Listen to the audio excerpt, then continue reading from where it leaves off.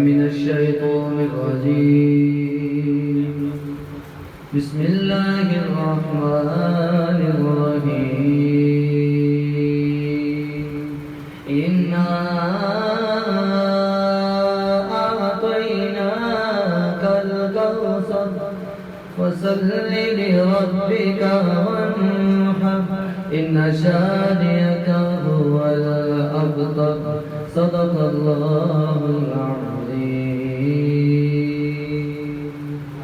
لا إله إلا الله لا إله إلا الله لا إله إلا الله لا إله إلا الله کس نے چمکتا دن ہے بشارت سہانی کس نے دی کوئی بتا دے دریاؤں کو ایسے روانی کس نے دی ننھے منھے پودوں کو گلشن میں جوانی کس نے دی جو یکتا ہے قدرت میں وہ ہے میرا اللہ لا الہ الا اللہ لا الہ الا اللہ یاد کرو فرعون کے گھر میں موسیٰ کو کس نے پالا غور کرو مچھلی کے شکم میں یونس کو کس نے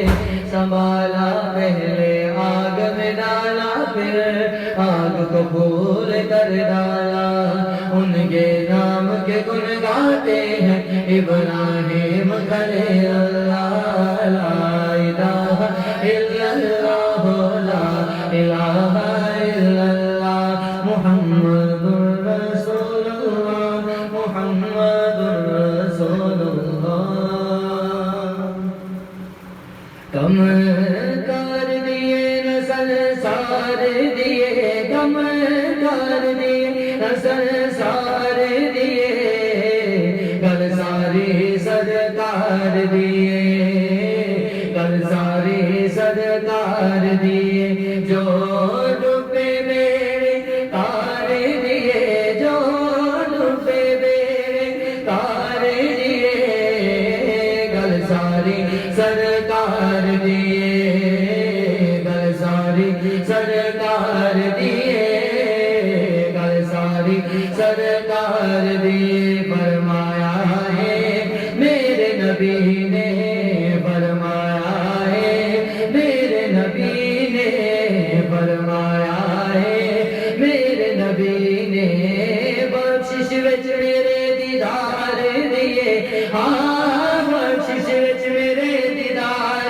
دیے گل ساری سرکار دیے گل ساری سرکار دیے گل ساری سرکار دیے عرشا فرشا والی ہر شے عرشا فرشا والی ہر شے عرشا فرشا والی ہر شے دو جگ دے مختار دیے ہاں دو جگ دے مختار دیے گل ساری سرکار دیے گل ساری سرکار دیے گل ساری سرکار دیے حشر نمن گرا دیکھ لیا بے حشر نمن گرا دیکھ لیا بے حشر نمن گرا دیکھ لیا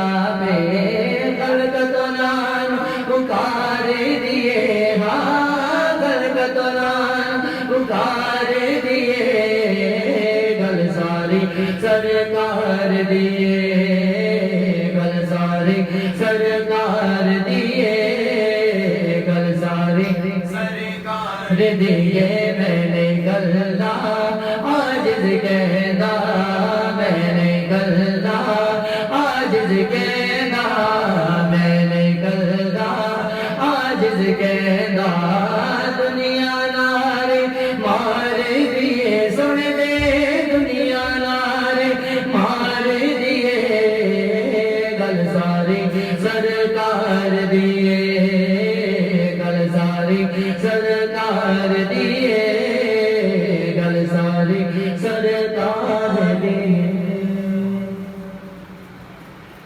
والیا گل تیرے تے مکری سونیا گل تیرے تے مکری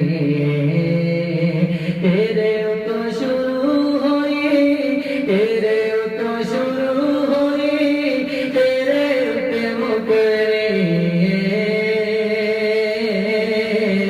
تیرے تو شروع ہوئی تیرے تے مکری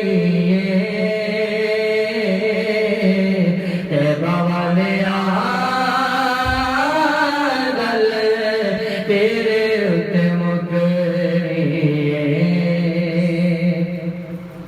نبیاں بھی آنا تے ولیاں بھی آنا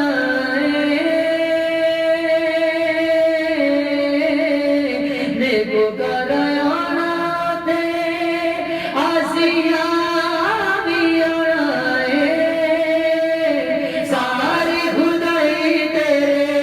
ساری خدائی تیرے ہوئے تے ٹکری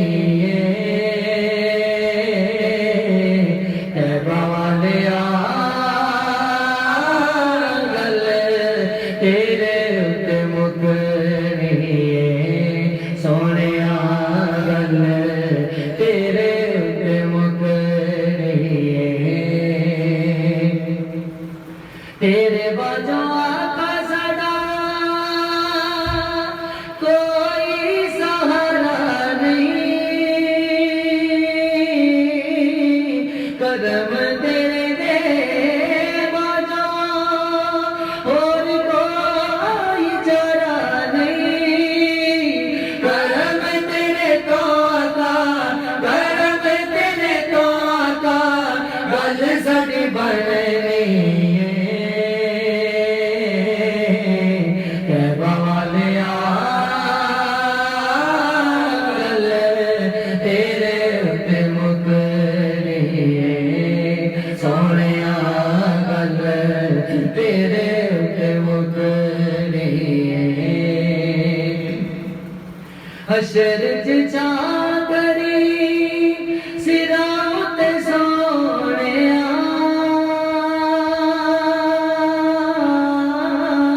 دکھیا غریباں دیا اکو ہی سہاریا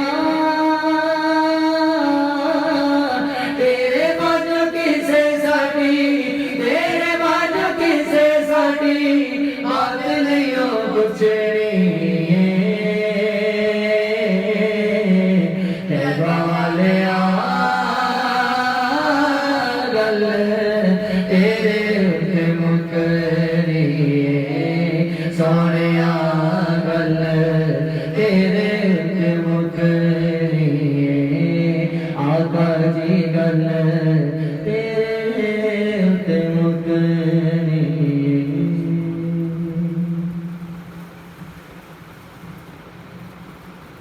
کب چھڑایا نہیں ہم کو غم سے کب چھڑایا نہیں ہم کو غم سے کب مصیبت کو ڈالا نہیں ہے کب گھڑی دھوپ میں مصطفیٰ نے کب گھڑی دھوپ میں مصطفیٰ نے سایہ کملی کا ڈالا نہیں ہے کب چھڑایا نہیں ہم کو غم سے ان کی رحمت کا کیا ہے ٹھکانہ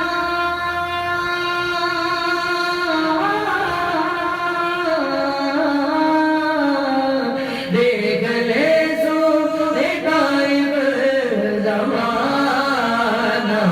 دیکھ لے سوئے غائب زمانہ پتھر کھاتے ہوئے بھی لب پر پتھر کھاتے ہوئے بھی لب پر کیا دعا کرا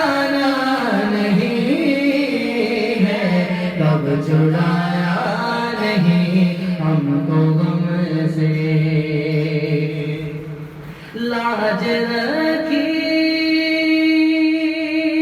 گئی ہر صدا کی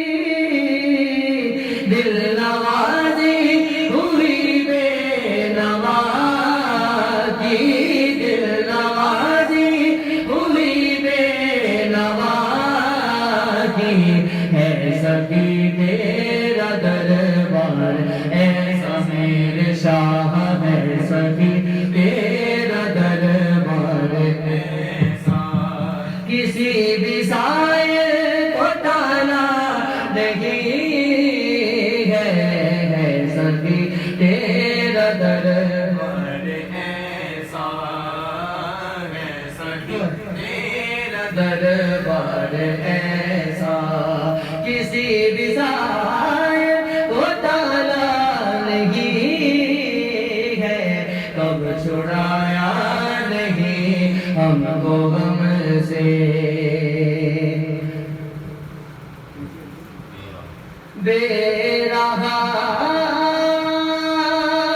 جب چلا میں آپ نے راستہ دے دیا ہے آپ نے راستہ دے دیا ہے راہ حسین تیرے کرم نے راہ حسین تیرے کرم نے کس جگہ پر سنبھالا نہیں ہے راہ حسین تیرے کرم نے راہ حسین تیرے کرم نے کس جگہ پر سنبھالا نہیں ہے کب چھڑایا نہیں ہم کو غم سے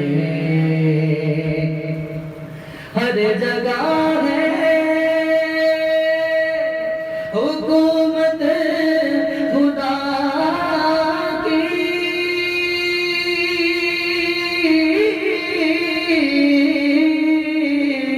وہی رحمت ہے مصطفیٰ کی وہی رحمت ہے مصطفیٰ کی سارے عالم ہے چشم کرم میں سارے عالم ہے چشم کرم میں کس جگہ کملی والا نہیں ہے سارے عالم ہے چشم کرم میں یہ کتنی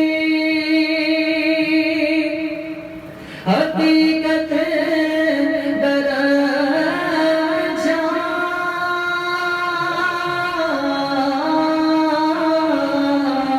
نیک و بد پر ہے رحمت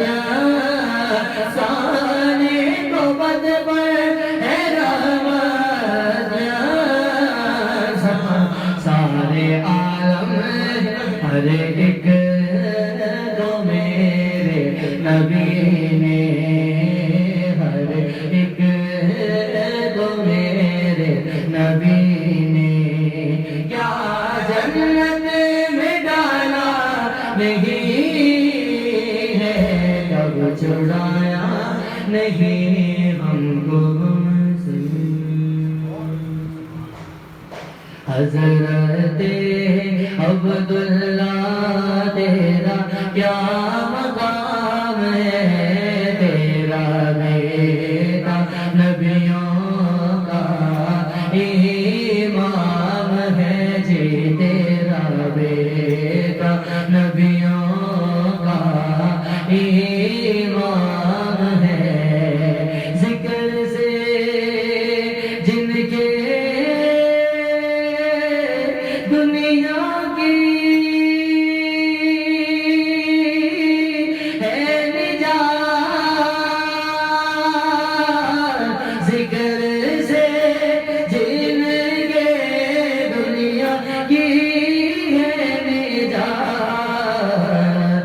حضرت عبداللہ وہ تیرا لال ہے، حضرت عبداللہ وہ تیرا لال ہے، تیرا بیٹا نبیوں کا امام ہے، جیوا رتبہ تیرا سیدہ آمنہ، رتبہ تیرا سیدہ آمنہ، نور ہے آپ کا سیدہ آمنہ، اپنے محتاج صاحب پہ میرے خدا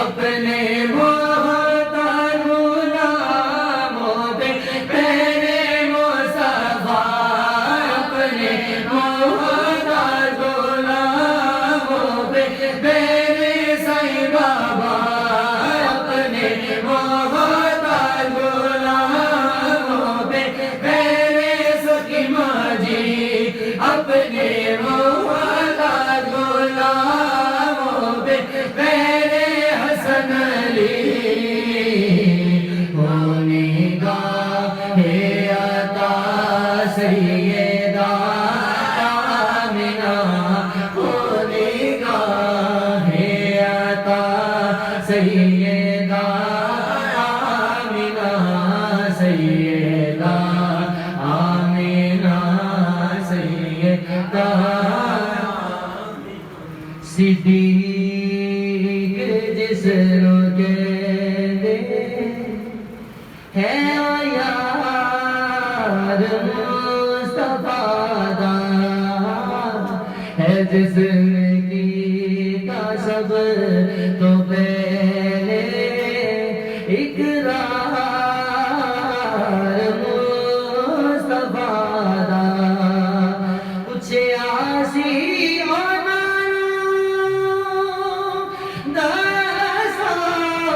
پسند کی فرمایا صدیق اکبر بس دیدار مصطفیٰ دا، یا میرا میری لاج رکھ دے، سنی عرض میری سلطانہ، میں بیٹھی رہنا وہ عمل کے، تیرا بیٹھی رہنا وہ عمل کے، اٹھ کے نبھالی جانا، میں بیٹھی رہنا وہ عمل کے، اٹھ کے نبھالی جانا، یا شاہ جیلا لاج رکھ دے، سنی عرض میری سلطانہ، دیکھو سائیں بابا دائے بیڑا بھریا، دیکھو سائیں بابا دائے بیڑا بھریا، جڑا ایتے آیا اتریا، جیون جڑا ایتے آیا اتریا، ہر لمحہ ہر گھڑی دعا ہے میری،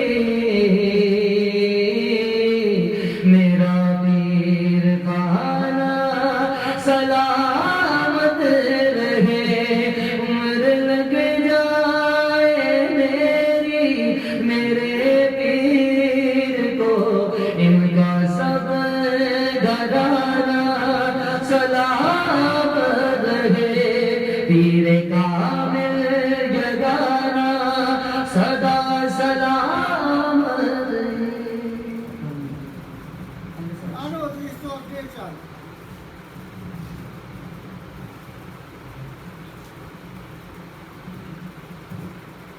نحمده ونصلي على رسوله النبي الكريم والحمد لله رب العالمين، اعوذ بالله من الشیطان الرجیم، بسم اللہ الرحمن الرحیم، ان اللہ وملائکتہ یصلون علی النبی یا ایھا الذین آمنوا صلوا علیہ وسلموا تسلیما، الصلاۃ والسلام علیک یا سیدی یا رسول اللہ وعلی آلک وصحابک یا سیدی یا حبیب اللہ۔ کرم کی بھیک ملے تو حیات بنتی ہے، حضور آپ نوازیں تو بات بنتی ہے، ملے جو اذن ثنا کا تو لفظ ملتے ہیں، اگر وہ آپ کی مرضی تو نعت بنتی ہے، حضور آپ نوازیں تو بات بنتی ہے۔ معزز حاضرین، جس طرح حضور کی ختم نبوت کا انکار کرنے والا کافر، مرتد، جہنمی ہے، اسی طرح حضور کی ناموس عزت پر حملے کرنے والا بھی کافر، منافق، جہنمی اور مرتد ہے۔ تو اس کے بارے میں حضرت فاروق اعظم کا کیا فرمان ہے، اور اللہ کے جو نیک بندے ہیں انہوں نے حضور کی ناموس کو کیسے بچایا، کیسے گستاخوں کو کا سر تن سے جدا کیا۔ یہ بحرین کا واقعہ ہے، حضرت عمر فاروق اس وقت خلیفہ تھے، تو بچے ہاکی سے ملتا جلتا ایک کھیل کھیل رہے تھے، تو وہاں ایک پادری بھی بیٹھا تھا، وہ گیند جا کے پادری کے سینے پہ لگی، تو وہ بچے اس پادری سے گیند کو لینے گئے، اس نے نہیں دی، تو بچے نے نبی پاک کا واسطہ ڈالا کہ تجھے نبی پاک کا واسطہ ہے، یہ گیند ہمیں دے دو۔ آگے سے اس پادری نے گستاخی کر دی، تو بچوں کو غصہ آیا، جوش آیا، غیرت آ گئی، بچوں نے اس پادری کو ہاکیاں مار مار کے قتل کر دیا۔ جب یہ بات فاروق اعظم کی بارگاہ میں پہنچی تو فاروق اعظم اس دن بڑے خوش ہوئے، بچوں کے جب انہوں نے گستاخ رسول کو قتل کیا تو فاروق اعظم بہت خوش ہوئے۔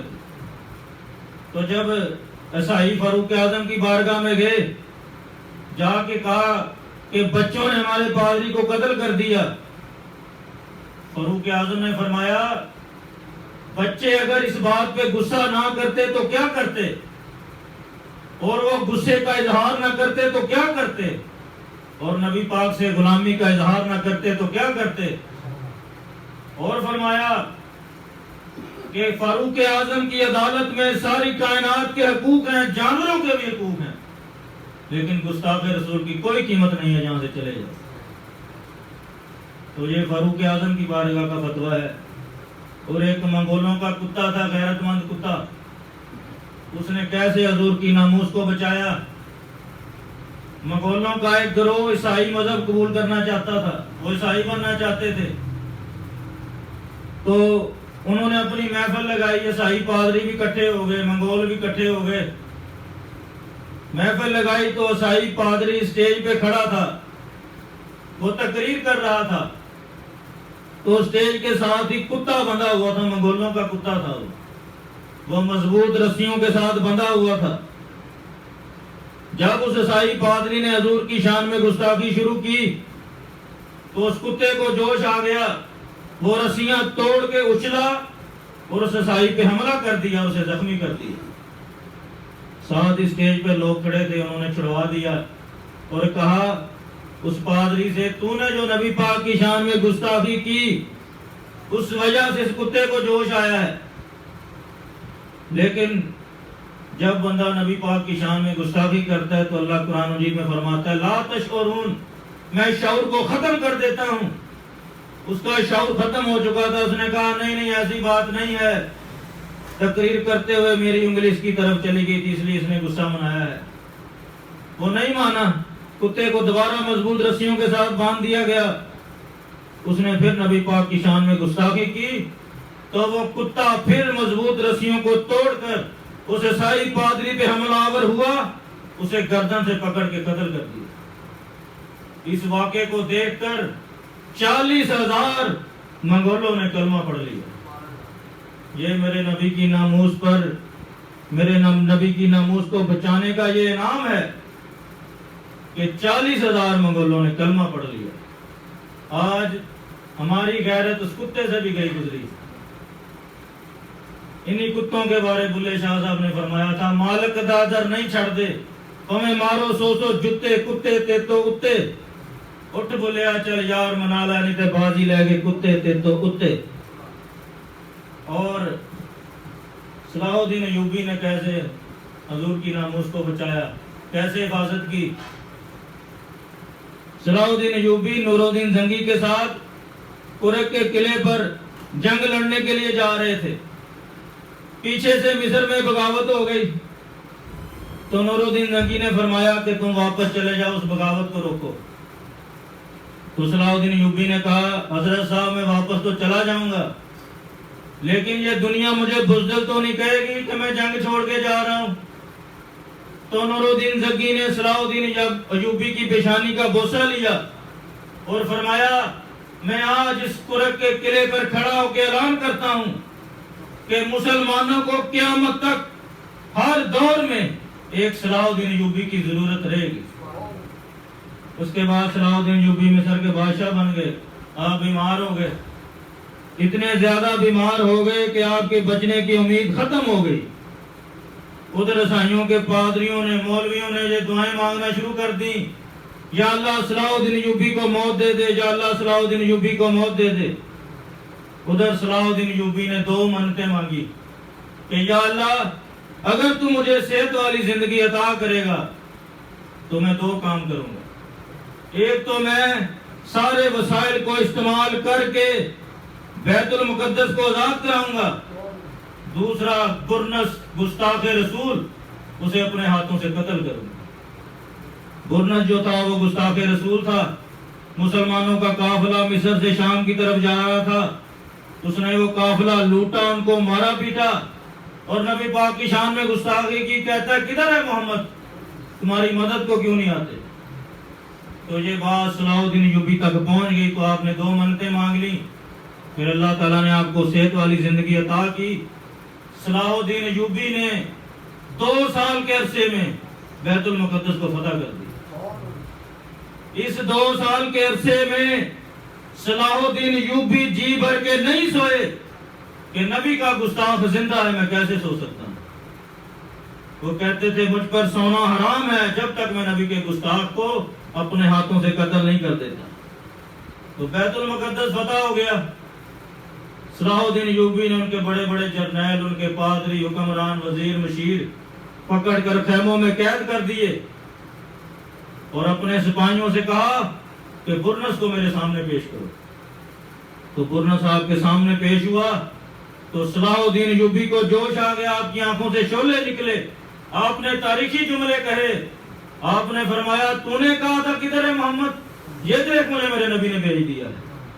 آپ نے اس کا سر تن سے جدا کر دیا اور اپنے سپاہیوں سے کہا اس کا کٹا ہوا سر ہر سلیپی جرنیل، ہر وزیر مشیر کے خیمے میں لے کے جاؤ اور ان سے کہو کہ جب فتح مکہ ہوا تھا حضور نے سب کو معاف کر دیا تھا، اسی طرح تمہیں بھی معافی ہے، تم جہاں جانا چاہتے ہو چلے جاؤ، لیکن یہ جو ہے برنس اسے معافی نہیں مل سکتی تھی، یہ میرے نبی کا گستاخ تھا. اور علامہ اقبال سے کسی نے پوچھا تھا، علامہ اقبال صاحب مسلمانوں کا وہی شان و شوکت والا دور واپس آ سکتا ہے؟ تو علامہ اقبال نے 2 شرطیں لگائی تھی. آپ نے فرمایا تھا گنج آئے ہر 2 عالم را کلی، اس جہاں کی نہیں دونوں جہاں کی کامیابی کی چابیاں مل سکتی ہیں، شرطیں بس 2 ہیں، گنج آئے ہر 2 عالم را کلی، تیغ ایوبی و نگاہ باجدی. اگر صلاح الدین ایوبی کی تلوار ہوگی اور باجد بستامی کی نگاہ ہو تو مسلمانوں کو وہی شان و شوکت والا دور واپس آ سکتا ہے. آج کیوں انڈیا والے گستاخی کر رہے ہیں؟ آج کیوں فرانس والے گستاخی کر رہے ہیں؟ کیونکہ آج آپ میں اور مجھ میں صلاح الدین ایوبی موجود نہیں ہے. اگر صلاح الدین ایوبی موجود ہوتا یہ گستاخی نہ ہو سکتی. اور نور الدین زنگی، ہاں نور الدین زنگی 2 عیسائی تھے. انہوں نے منصوبہ بنایا کہ حضور نبی کریم کا جسم اقدس یہاں سے غائب کر دیا جائے. تو وہ انہوں نے مدینہ منورہ میں مسلمان ہونے کا بیس بنا لیا، مسلمان بن گئے ظاہری طور کے، اور مدینہ منورہ کے پاس حضور کے روضہ انور کے پاس رہائش رکھ لی. تو انہوں نے سرنگ نکالنا شروع کر دی کہ نعوذ باللہ کسی طرح حضور کے جسم اقدس تک پہنچ کر وہاں سے جسم اقدس کو غائب کیا جائے. تو حضور نبی کریم نے نور الدین زنگی کو اپنی زیارت سے نوازا. وہ ولی کامل ہے. فرمایا ان دو عیسائیوں کی شکلیں بھی دکھائیں. آپ نے فرمایا کہ یہ گستاخ دو کتے مجھے تنگ کر رہے ہیں، ان کا علاج کرو. 3 دن لگاتار یہ خواب نور الدین زنگی کو آیا. تو نور الدین زنگی پھر مصر سے مدینہ منورہ پہنچے. پہنچ کے آپ نے مدینہ منورہ کے جو حاکم تھا اس سے کہا کہ سارے مدینہ کے لوگوں کو دعوت ہے، سب کو بلاؤ، عظیم و شان دعوت ہوگی. تو سارے لوگ آ گئے. تو نور الدین زنگی انہیں 2 عیسائیوں کو دیکھ رہا تھا لیکن وہ نظر نہ آئے. تو آپ نے فرمایا کوئی بندے رہ گئے ہیں جو نہیں آئے.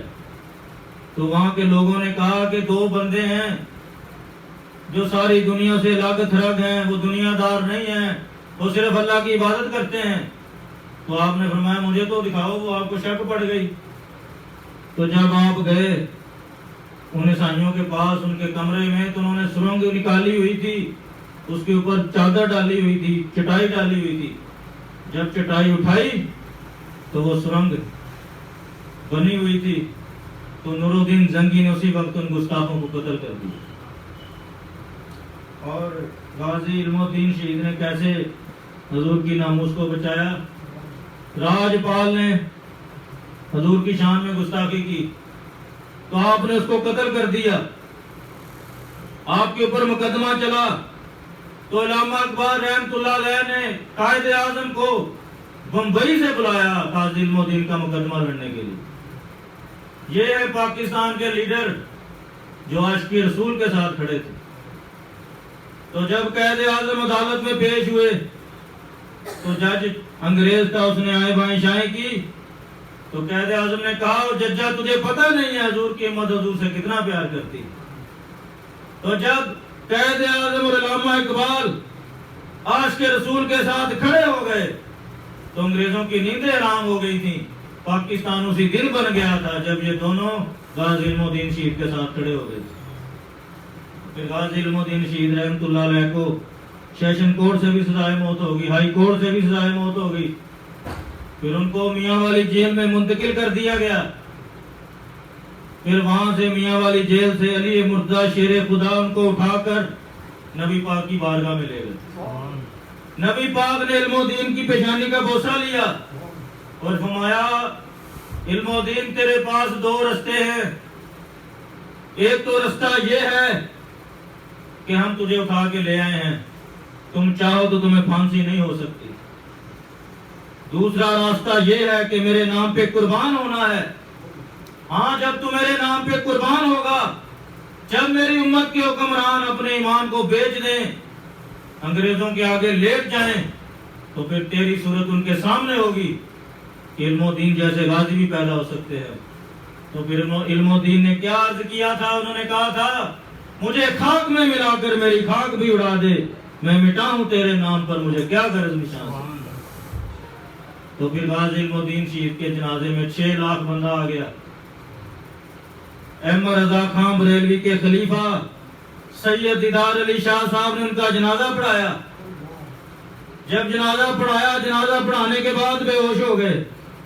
جب ہوش میں آئے تو لوگوں نے پوچھا حضرت صاحب کیا ہوا؟ فرمایا خاموش ہو جاؤ، میں نے ساری زندگی لوگوں کو اللہ اور اس کے رسول کی باتیں بتائیں، میں نے قرآن پڑھایا، حدیث پڑھائی، حج کیے، عمرے کیے، یا رسول اللہ کبھی خواب میں بھی دیدار عطا نہیں کیا. آج علم الدین کے جنازے میں ظاہری طور پہ تشریف لے آئے. یہ شان ہے حضور کی ناموس کو بچانے والوں کی. پھر سید جماعت علی شاہ صاحب نے علم الدین کے پاؤں کا بوسہ لیا. لوگوں نے پوچھا حضرت صاحب اتنا بڑا وقت کا پیر پاؤں کیوں چوم رہا ہے؟ فرمایا ماتھا تو نبی پاک نے چوما تھا، میں پاؤں کو چوم سکتا ہوں. تو یہ شان ہے. آج ہمیں ایسے غازیوں کی ضرورت ہے. اور ممتاز قادری رحمت اللہ علیہ نے گورنر جو کھلا ہوا سور تھا، وقت کا گورنر تھا، اسے مارا تھا. ممتاز قادری کی شان بھی کم نہیں ہے. یہ سارے تمہارے بڑے بڑے پارٹی کے لیڈر کہتے تھے نموس رسالت کا قانون ختم کر دیں گے، اور یہ گستاخ یہ سور کہتا تھا کہ جو کوئی بھی گستاخی کرے گا میں اسے امریکہ بھیج دوں گا، میں کینیڈا بھیج دوں گا، میں فرانس بھیج دوں گا. میں اسے سزا نہیں ہونے دوں گا، میں جیل میں نہیں جانے دوں گا، میں پھانسی نہیں ہونے دوں گا، میں صدر سے رعایت دلوا دوں گا۔ تو جب غازی ممتاز قادری نے سور کو قتل کیا تو سارے منہ بند ہو گئے۔ تو غرض یہ ہے کہ میرا ان سب کو سلام ہے جنہوں نے حضور کی ناموس کو بچایا۔ اگر آپ گستاخ رسول کو قتل نہیں کر سکتے تو کم از کم شرمندہ ضرور ہو اور ان غازیوں کو سلام ضرور پیش کرو۔ گستاخ رسول کی ایک ہی سزا، سرطن سے جدا، سرطن سے جدا۔ یا نبی سلام علیکہ، یا رسول سلام علیکہ، یا حبیب سلام علیکہ، صلوات اللہ علیکہ، صدقائے صدیق اکبر رہے آنکھوں میں اکثر آپ کا چہرہ، اے انور اے میرے بندہ پرور۔ آمین۔ الحمدللہ رب العالمین، صلی اللہ علیہ حبیب سیدنا محمد وآلہ وصحبہ وسلم۔ یا رسول اللہ نگاہ کرم فرمائے، نگاہ کرم فرمائے، سرکار کو صحت تندرستی عطا فرمائے، انہیں صحت تندرستی والی لمبی زندگی عطا فرمائے، ان کی ساری آل اولاد خاندان پاک کی خیر فرمائے، عمر لگ جائے میری میرے پیر کو، ان کا سب گھرانہ سلامت رہے، آمین۔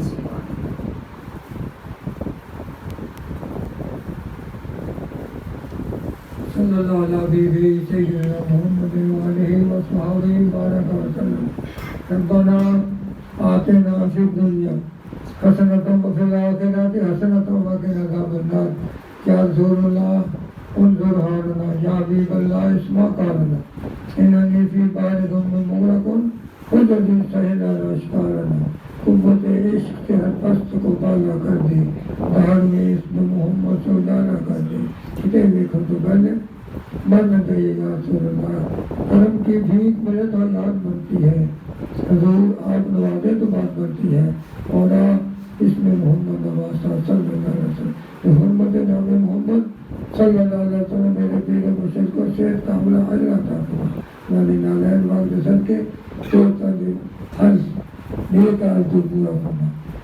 مولا دل میں بھی بات نور، کتنا تیرے نزدیک اردا کا شمار، کتنا تیرے نزدیک درختوں کے پتے نے پانی دے کر تیرے نے دیتا ہے تلے نے، کتنی تیری رحمت ہے، کتنا تیرا فضل ہے۔ مولا یہ صلی وسلم دائما ابدا ابدا کثیرا کثیرا صلی اللہ تعالیٰ علیہ خیر خلقہ محمد وآلہ وصحبہ اجمعین برحمتہ